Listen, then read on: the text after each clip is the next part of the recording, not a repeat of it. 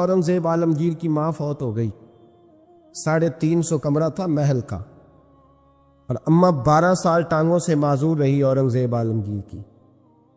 اماں 12 سال کمرے سے نکل نہیں سکی، ساتھ ہی واش روم تھا یا جو بھی اس دور میں طریقہ تھا۔ اورنگزیب جب محل میں آتے تھے تو پھر بھی سیدھے اماں کے پاس جاتے تھے، اور جب واپس نکلتے تھے پھر بھی اماں کے ساتھ۔ اورنگزیب کی ماں کا جنازہ اٹھا تو اورنگزیب نے رونا شروع کیا، پھر سالوں بیت گئے پر اس کے آنسو خشک نہیں ہوتے تھے۔ ایک شخص نے کہا تیری کوئی انوکھی مر گئی ہے، ساری دنیا کی مرتی ہیں؟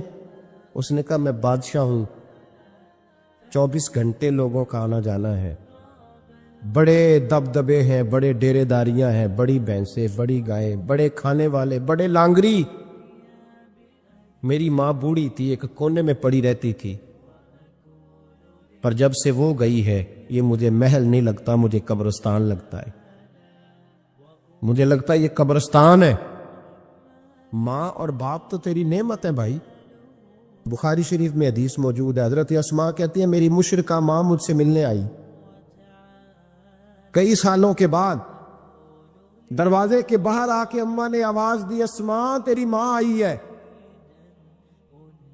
تو حضرت اسماء تیزی سے اٹھی، ماں ملی ہے نا کئی سالوں کے بعد، لیکن جا کے بغل گیر نہیں ہوئی، بلکہ اماں دروازے پہ تھی تو جناب اسماء نے اندر سے کنڈی لگا لی، دوڑ کے اٹھ کے کنڈی لگائی اور کہا جاؤ حضرت عائشہ صدیقہ کو میرا پیغام دو کہ محبوب سے پوچھ کے بتائیں کہ مشرکہ ماں آئی ہے، اگر نبی پاک کہیں گے تو اماں سے ملو گی، اس لیے کہ میرا سارا کچھ میرے نبی سے وابستہ ہے، میرا سارا کچھ محبوب کے قدموں سے وابستہ ہے، حضور اجازت دیں گے، یہ بخاری مسلم میں موجود، پھر ملوں گی۔ تو حضرت اسماء کا جب پیغام گیا تو نبی پاک علیہ السلام نے فرمایا وہ مشرکہ ہے تو خود ہی اللہ اس سے پوچھ لے گا، اسماء سے کہو تمہاری تو ماں ہے نا، تم تو ملے نا، میرا ابا جی ظالم ہی بڑا ہے، حضرت جی آپ کو نہیں پتا بڑے ظالم ہے، انہوں نے میرے ساتھ بڑی زیادتیاں کی ہیں۔ او بھائی، میرے محبوب سے بھی ایک صحابی نے کہا تھا یا رسول اللہ آپ کہتے ہیں والدین کی فرما برداری کرو، تو اگر والدین ظلم کرے، والدین اگر ظلم کریں، میرے محبوب کی زبان سے ایک حرف بھی کبھی فضول نہیں نکلا، بلکہ رب جب فرماتا تھا تو محبوب بولتے تھے۔ اس نے ایک دفعہ کہا حضور اگر والد ظلم کرے، نبی پاک نے 3 دفعہ فرما او یظلمو او یظلمو او یظلمو، اگر وہ ظلم بھی کرے ظلم بھی کرے ظلم بھی کرے تو پھر بھی تو نے ماں باپ کی فرما برداری کرنی۔ 3 دفعہ محبوب نے ارشاد فرما۔ حضرت اسماء کہتی ہیں حضور نے فرمایا تیری تو والدہ ہے نا، تو میل۔ پھر پیغام بھیجا کہ یا رسول اللہ وہ کچھ تحفے بھی لائیں گے، اگر اجازت ہو تو قبول کروں، فرمایا تیرے لیے اجازت ہے۔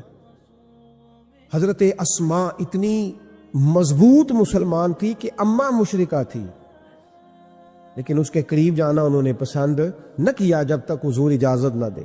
فرماتی ہیں جب میرے ابا جی ہجرت کے لیے جانے لگے نا غار ثور پہ تو میری ڈیوٹی لگا گئے، کہنے لگے بیٹی تو بڑی ہے، پیچھے ذرا خیال رکھنا۔ کہتی ہیں 60,000 دینار تھے گھر میں، والد گرامی جب گئے تو ہر چیز ہی ساتھ لے گئے، ایک پیسہ نہیں چھوڑ کے گئے۔ کہتی میرے دادا نابینا تھے حضرت ابو قحافہ، بعد میں مسلمان ہو گئے، وہ آئے اور آ کے کہنے لگے اسماء تیرا ابا سارا کچھ لے گیا ہے، کچھ چھوڑ کے بھی گیا ہے۔ تو کہتی ہیں میں پریشان ہو گئی، کیا جواب دوں، دادا جی بوڑھے یہ تو احتجاج کریں گے۔ کہتی ہیں کہا نہیں نہیں بڑی خیر ہے، بڑا کرم ہے، کہا نہیں مجھے بتا کچھ چھوڑ کے گیا ہے، مجھے امید نہیں ابو بکر کچھ چھوڑ کے جائے گا، اور جب محمد ابن عبداللہ صلی اللہ علیہ وسلم پہ خرچ کرتا ہے تو ہر چیز ہی لٹا دیتا ہے، بتا کچھ چھوڑ کے گیا ہے۔ تو حضرت اسماء کہتی دادا جی بوڑھے تھے تو مجھے تجویز آئی، میں جلدی جلدی سے اٹھی، چھوٹے چھوٹے روڑے میں نے کہ گھڑے میں رکھے، اس کے اوپر میں نے ٹاٹ ڈال دیا، میں نے کہا دادا جی پیسے ہیں، ان کا بازو تھام کے تو میں نے وہاں لگا دیا ٹاٹ کے اوپر۔ کہتی ٹاٹ کے اوپر لگایا، یہ نہیں بتایا نیچے کیا، میں نے کہا یہ دیکھیں، کہنے لگی اچھا اچھا ٹھیک ہے، میں نے یہ نہیں کہا پیسے ہیں، غلط بات بھی نہیں کی، اے دیکھیے۔ کہتی ہیں دادا جی کو تسلی ہو گئی، وہ مطمئن ہو گئے، وہ مطمئن ہوئے تو میری آنکھوں میں آنسو آ گئے۔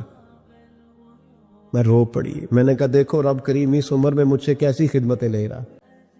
5413 فٹ اونچی غار ہے غار ثور. اور جب ہم وہاں جاتے ہیں تو تجربہ کار حاجی مشورہ دیتے ہیں, کہتے ہیں سویرے سویرے جانا فجر کی نماز کے وقت, ورنہ دوپہر میں جانا بڑا مشکل ہوتا ہے. 3 بوتلیں بغل میں پانی کی, رستے میں 4-5 جگہ جو ہے وہ بیٹھنے کی جگہ بنی ہوئی ہے, وہاں ڈھابے ہیں چائے کے, بوتل کے, پانی کے, رستے بن گئے. لیکن جب حضرت صدیق اکبر نبی پاک کو لے کے گئے کوئی رستہ نہیں تھا, دشوار گزار گھاٹی تھی. کہنے لگے محبوبہ آپ کو تکلیف ہوگی, آپ میرے کندھوں پہ بیٹھ جائیں.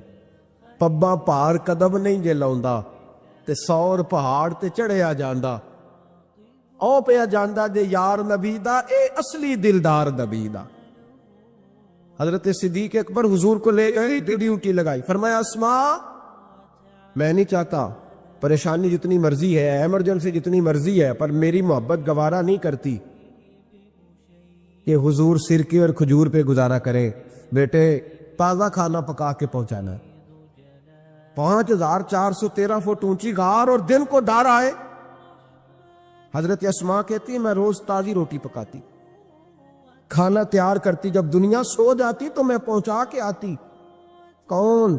حضرت ابوبکر صدیق کی محبت کا اندازہ کرے گا, کون اس گہرائی تک جائے گا. حضرت اسماء کہتی ہے ایک دن کپڑا ہی کوئی نہیں تھا گھر میں, عورتیں نا سینہ بند باندھا کرتی تھی, عرب کے لوگ کھلے کپڑے پہنتے تھے تو کمر بند باندھتی تھی, اسے نتاق کہتے تھے. حضرت اسماء کہتی ہے میں نے اسے پھاڑا, آدھے میں روٹی باندھ لی اور آدھا میں نے کمر کے ساتھ باندھ لیا. جب لے کے گئی نا, یہ بخاری ہے, تو حضور نے دیکھا, حضرت ابوبکر نے دیکھا کہ بیٹے جی تو سینہ بند ہے, کہا ابا جی آدھا وہاں ہے آدھا میں نے باندھا ہوا ہے. تو محبوب نے فرمایا تو ذات النطاقین ہے, تو 2 کمر بند والی ہے. فرماتی ہے میرا نام ہی پڑ گیا اس سے, 2 کمر بند والی. حضرت اسماء روز کھانا پہنچاتی, محبت بڑے امتحان لیتی ہے.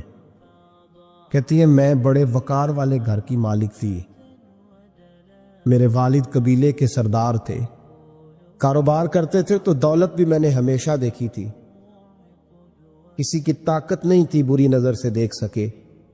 لیکن حضرت اسماء کہتی ہیں رب کریم نے ہم سے آزمائش لی. دوسرا دن تھا, حضور کو غار ثور میں گئے تو ابو جہل دروازے پہ آیا, بہت سارے کفار اس کے ساتھ تھے. او بھائی اس کیفیت کو ذرا سمجھ تو صحیح, اس انداز کو کبھی سمجھ تو صحیح, کس بات کی دشمنی لے رہے تھے. حضرت صدیق اکبر نے کس طرح کے امتحانات دیے.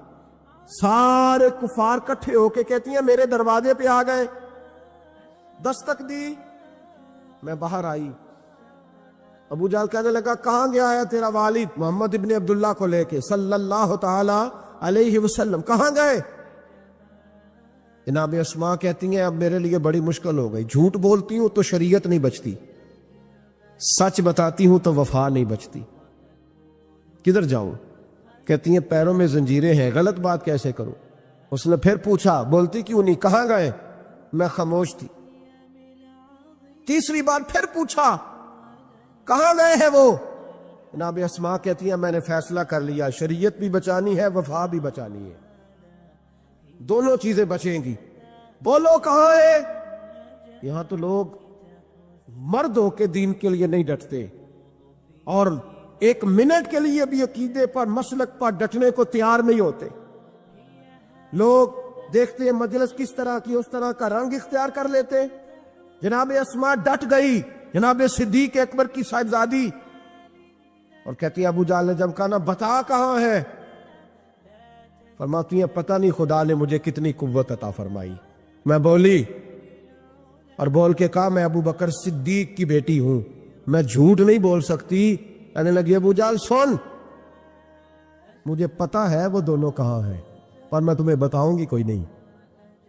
مجھے پتا ہے پر میں تمہیں, وہ ہلکا یارا تو بریشم کی طرح نرم, رزم حق و باطل ہو تو فولاد ہے مومن.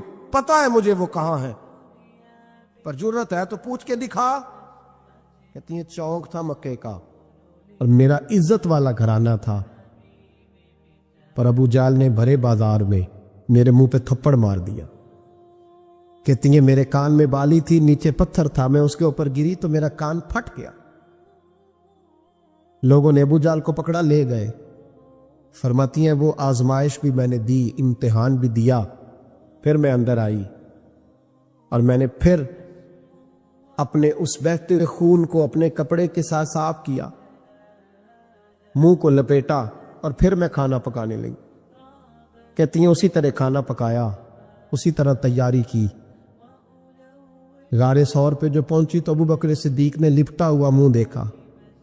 بیٹی کو تکلیف میں دیکھے اور پھر باپ رات سو جائے، یہ ہو نہیں نہ سکتا۔ تو کہا اسماء بیٹے چہرے کو کیا ہوا، کیا بات ہے؟ عرض کی کچھ نہیں ابا جی۔ فرمایا نہیں بیٹے کوئی تکلیف ہے، کوئی چوٹ ہے؟ نہیں ابا جی کچھ نہیں۔ حضور نے فرمایا اسماء کھول نہ بیٹے چہرہ کیا ہے۔ جناب اسماء نے کپڑا ہٹایا تو خون بہنے لگا۔ کیا ہوا؟